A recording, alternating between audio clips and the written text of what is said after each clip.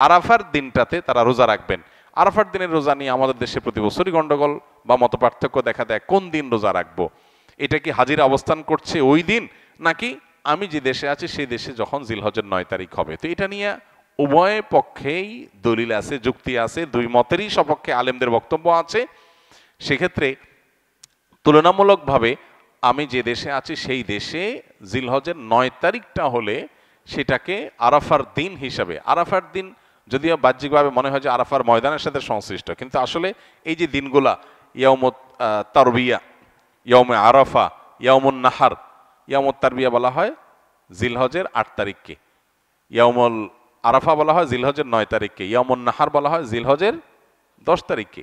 এখন এই নামগুলো যদিও হাজিদের হজের সাথে রিলেটেড, কিন্তু হজের বাইরে যারা আছে তাদের জন্য আপনার ফিকহের কিতাবগুলোতে বিভিন্ন দ্বীনি কিতাব পুস্তকে ইয়াউমে তারবিয়া, ইয়াউমুন নাহার বলা হয়েছে। এর মানে এইটা না যে হাজিদের সাথে মিল করতে হবে, যে দেশে যেটা হবে সেটাই প্রযোজ্য হয়।